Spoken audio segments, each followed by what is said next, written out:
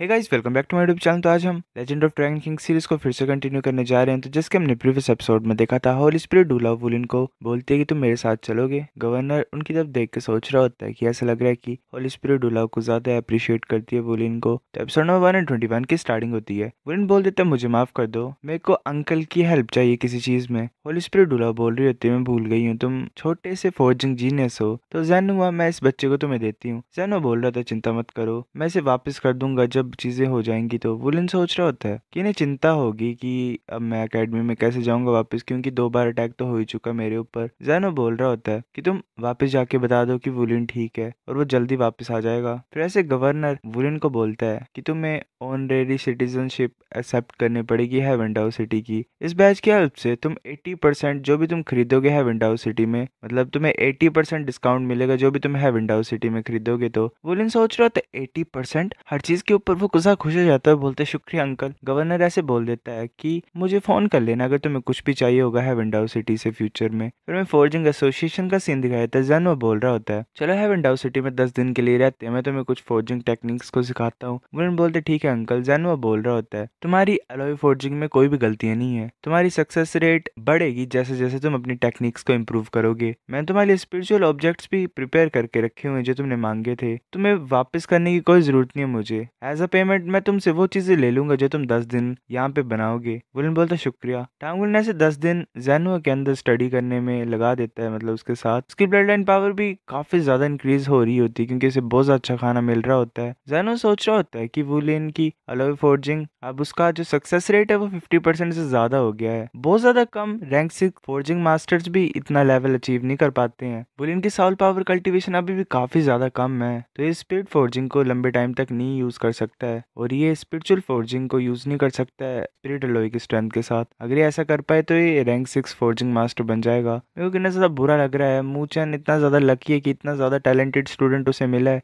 हमें लास्ट का सीन दिखाया था। जैनो बोलते टांग वुलिन, वुलिन बोलता है कि बोलो।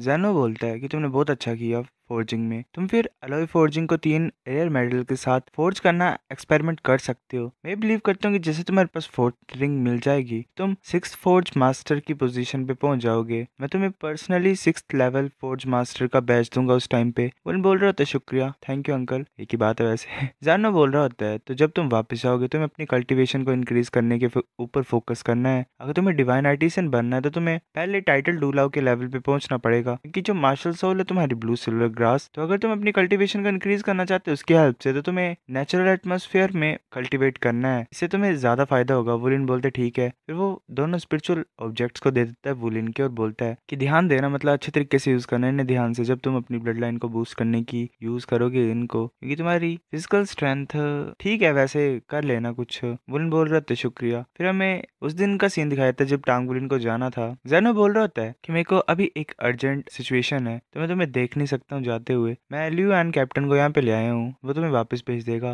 वुलिन बोल रहा होता है वाओ, मैं तो कभी भी ब्लैक टायर मैका के पीछे बैठा ही नहीं। क्या मैका मास्टर जनरली रेयर मेटल्स को फोर्जिंग एसोसिएशन से खरीदते हैं अंकल लियो? लियो बोल रहा होता है कि हाँ, हम नॉर्मली काम पे जाते हैं, फिर पैसा कमाते हैं, चीजें कलेक्ट करते हैं, फिर मतलब फोर्जिंग एसोसिएशन की फीस ठीक ही है, पर स्पिरिचुअल फोर्जिंग के ऊपर के लेवल के लिए हमें काफी ज्यादा रिसोर्सेज चाहिए होती हैं, इसीलिए पैसा मतलब चीजें एक्सपेंसिव है। अगर हमारे पास काफी पैसा होता, मतलब अगर हमारे पास ज्यादा पैसा होता भी, फिर भी हमारी टास्क को कोई लेता ही नहीं। वुलन बोल रहा होता है कि अंकल लियो, मैं शेक अकेडमी की फोर्जिंग एसोसिएशन का मेंबर हूँ, तुम फ्यूचर में मेरे को फाइंड कर सकते हो। कोई भी रेयर मेटल तुम्हें चाहिए होगा, मेरे पास क्वालिटी क्वांटिटी सब कुछ है सही प्राइस पे। लियोन बोल रहा होता है कि ठीक है। ये वैसे बाहर पहुंच जाता है शेक अकेडमी के और बोल रहा होता है कि हम बाहर पहुंच के, मेरे पास अथॉरिटी नहीं अंदर जाने की। वुलन बोल रहा होता है शुक्रिया अंकल। टांगुलिन ऐसे ही सिटी में पहुंच जाता है और डायरेक्टली टांग सेक्ट के हेडक्वार्टर्स में पहुंच जाता है। वो अपने 2 स्पिरिचुअल ऑब्जेक्ट्स को ले लेता है वहां से जो उसने ऑर्डर किए थे और वो अकेडमी में पहुंच जाता है उनके साथ। फिर वो ऐसे रूम्स में जाता है और युआनन को बोलता है कि मेरी हेल्प करो, मेरे को फीलिंग आ रही है कि मैं ब्रेक थ्रू करूंगा, तो मैंने डिसाइड किया कि मैं कुछ दिन के लिए कल्टीवेट करूंगा, क्या तुम मुझे उस डिफिकल्ट टाइम पे बचाओगे, मतलब मेरी हेल्प करोगे? युआनन बोल रही होती है कितने 7 दिन? वुलन बोल रहा होता है 3 से 7 दिन। अगर मैं सक्सेसफुल हुआ तो मैं तुम्हें एक स्पिरिट लॉय का पीस दूंगा। युआनन बोल रही होती है कि तुमने जो बोला अब तुम पीछे नहीं हट सकते चाहते हो? मेरे को एक 90% से ज्यादा फ्यूजन वाला स्पिरिट एलॉय चाहिए। वुलन बोल रहा होता है कि तुमने तो मेरी जिंदगी मुश्किल बना दी, 80% ठीक है? युआनन हाँ बोल देती है। वुलन बोल रहा होता है ठीक है, मैं 2 घंटे में स्टार्ट करता हूँ। अपने सारे स्पिरिचुअल ऑब्जेक्ट्स को रख देता है टेबल के ऊपर। वुलन ऐसे बॉक्स को खोलने लग रहा होता है और सोच रहा होता है मैं कुछ ज्यादा एक्साइटेड हूँ, मैं कुछ ज्यादा क्यूरियस हूँ कि मेरे को किस तरीके की नई स्किल्स मिलेंगी जैसे मेरा ब्रेक थ्रू होगा। वैसे बॉक्स को ओपन करता है और हैरान हो जाता है। सोच रहा होता है millennium singular velvet sky chrysanthemum, ये पैरों को स्ट्रॉन्ग बनाता है और पावर को भी इंक्रीज करता है, बॉडी की ओवरऑल कैपेसिटी को इंक्रीज कर देता है। ये एक यूनिक स्पिरिचुअल ऑब्जेक्ट है। इसकी स्मेल को इनहेल करने के से मेरी जो ब्लड है वो कुछ फास्ट तरीके से मूव कर रहा है मेरे शरीर के अंदर। वो दूसरे बॉक्स को ओपन करता है, उसमें मिलेनियम पाइन सीडर गोंड्रम लूसिडम होता है। वेल पता नहीं क्या क्या नाम रखे हुए हैं गाइस इन्होंने प्लांट्स के। ये प्लांट इंटरनल ऑर्गन्स को अच्छा बनाता है। फिर लास्ट में एक जेड बॉक्स था, उसमें वाइटलाइजिंग फ्रूट था, इससे लाइफ एनर्जी मिलती थी। ये एक ऐसा फ्रूट है अगर कोई पानी ना हो जगह पे, मतलब डेजर्ट में तुम्हें सर्वाइव करना हो तो इसे खाने से तुम 10 दिन तक जी सकते हो बिना पानी के, सिर्फ एक पीस इस फ्रूट का। फाइनली वो मेटल बॉक्स को ओपन करता है जिसके अंदर एक वुड का पीस होता है, पर्पल क्लाउड वुड का। उसमें डार्क पर्पल पैटर्न होता है और बाकी रेयर मेटल से कुछ ज्यादा टफ होता है। साल मास्टर्स के लिए काफी ज्यादा रेयर है। ये स्ट्रेंथ और फ्लेक्सिबिलिटी को इंक्रीज करता है एक ह्यूमन स्किन की। बॉडी फ्लेक्सिबल होती है इससे। वुलिन सोच रहा होता है कि सिर्फ फोर्थ सील अभी लिफ्ट अप हो रही है, पर जो ग्रेड है स्पिरिचुअल ऑब्जेक्ट्स का वो इतना ज्यादा हाई पहुंच गया है, मैं फ्यूचर में कैसे जीऊंगा। ये सच्ची बात है कि अगर मैं पैसा नहीं कमाऊंगा तो मैं जी नहीं पाऊंगा। वो ऐसे रो ही रहा होता है। फिर हमें ऐसे ही वुलिन की प्रिपरेशन दिखाई देती है। उसने पानी इकट्ठा कर लिया होता है, सारे हर्ब्स रखे होते हैं पास में। प्रोसीजर यही था कि पहले जो पाइन सीडर था उसे पानी में डालना था, मिक्सचर को 10 मिनट तक रहने देना था, फिर जो क्राइसैंथेमम था उसे डालना था, वाटर येलो हो जाना था जैसे क्राइसैंथेमम को डालते, फिर वुड डालनी थी जिसकी वजह से वाटर थोड़ी मडी की, मतलब थोड़ा मडी से कलर का हो जाता है। टांग बोल रहा होता है कि वुलिन तुम्हें ध्यान रखना है कि ये दोनों इंग्रेडिएंट्स एक दूसरे के साथ सही कांटेक्ट बनाए, क्योंकि अगर इन्हें साथ में मिक्स किया जाएगा तो टॉक्सिसिटी जो होती है पर्पल क्लाउड वुड की वो डिक्रीज हो जाती है। और वाइटलाइजिंग फ्रूट को तुम ऐसे रो खाना, मतलब कच्चा।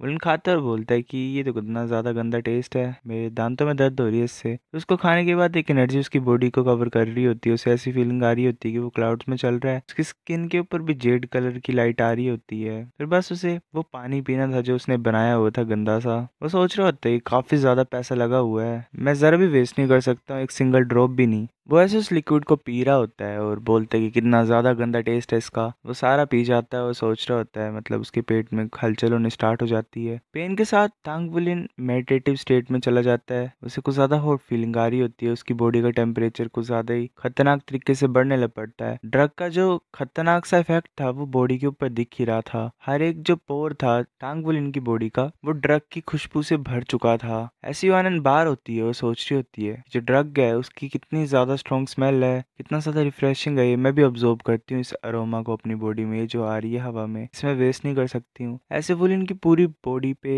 हमें काफी ज्यादा मार्क्स दिखाई देते हैं। वुलिन सोच रहा होता है कि एक गोल्डन लेयर मेरी पूरी बॉडी को कवर कर रही है ऊपर से लेके नीचे तक। मेरे को काफी ज्यादा पावरफुल हीलिंग पावर मिल रही है इस गोल्डन लेयर से। मैं फील कर सकता हूँ कि जो सील है वो कुछ ज्यादा खतरनाक तरीके से शेक कर रही है। मैं फोर्थ रेलम सील को तोड़ता हूँ यहीं पे ही। फिर वैसे ही वो पूरे तरीके से गोल्डन कलर में कवर हो जाता है और जो गोल्डन ड्रैगन किंग होता है वो हमें दिखाई देता है जो कि रोर कर रहा होता है। ऐसे एक तरीके से उसकी बॉडी प्यूरिफाई हो रही होती है, जहाँ पे गोल्डन लाइट जा रही होती है उसकी बॉडी प्यूरिफाई हो रही होती है। जो प्लेसेस टांग वुलिन देख भी नहीं सकता वो भी कवर्ड हो गए थे गोल्डन लाइट से। 2 गोल्डन साउल रिंग उसकी बॉडी से अब निकल रही थी जो उसकी बॉडी के आसपास घूम रही थी।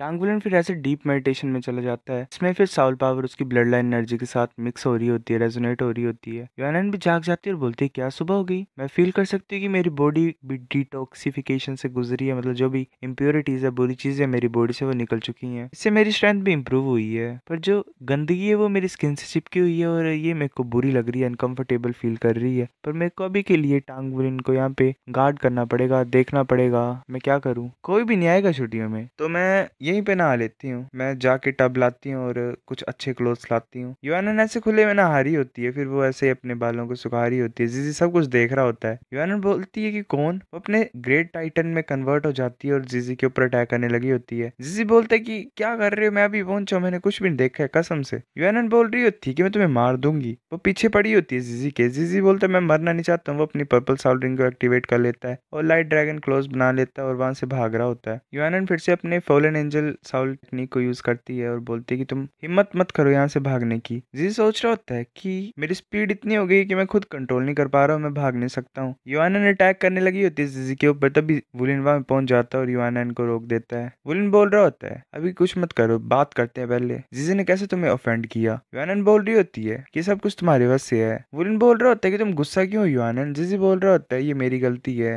मैंने फिर से वो चीज देख ली जो मुझे देखनी नहीं चाहिए थी। युआनन गुस्सा होती है। वुलिन बोलते है युआनन मुझे माफ कर दो, ये मेरी वश से, तुम मुझे प्रोटेक्ट करना चाहते थे तो। पर जीजी की भी कोई गलती नहीं है। जीजी जल्दी से युआनन से माफी मांगो। जीजी बोल रहा था मुझे माफ कर दो, ये मेरी गलती है कि मैंने देखा। युआनन बोलती कि 2 बार, तुमने 2 बार किया, देखना कैसे अलाउड हो सकता है, मतलब जस्ट तुमने देखा और नजरें मोड़ ली। वुलिन बोल रहा होता है युआनन मैं तुम्हें एक और स्पिरिट अलॉय फ्री में फोर्ज कर दूंगा, फ्यूजन डिग्री 85%, कैसा रहेगा। युआनन बोल रही होती है कि ये चीज तो है ही नहीं, तुम वो इंसान हो जिसे लड़के पसंद है, तो तुम कैसे समझ सकते हो कि जब लड़की इस चीज से गुजरती है तो उसके ऊपर क्या बीतती है। युआनन बोलती है कि क्या, मैंने गलती से, मतलब मेरी जुबान खिसक गई। वुलिन बोलता है क्या, क्या बोल रहे हो तुम, किसने बोला तुम्हें कि मेरे को लड़के पसंद है। युआनन बोल रही होती है ऐसे कांपते हुए कि इसने बोला था मुझे, इसने यू को भी बोला था, मतलब इसने बोला था कि तुम्हारा और यू के बीच में कुछ चल रहा है। जिजी बोलता है क्या, मैंने तुम्हें बता नहीं दिया था कि वो सब कुछ एक मिसअंडरस्टैंडिंग थी। सो गाइस ये एपिसोड इतना था, मिलते हैं आपसे अगले एपिसोड में, तब तक के लिए बाय।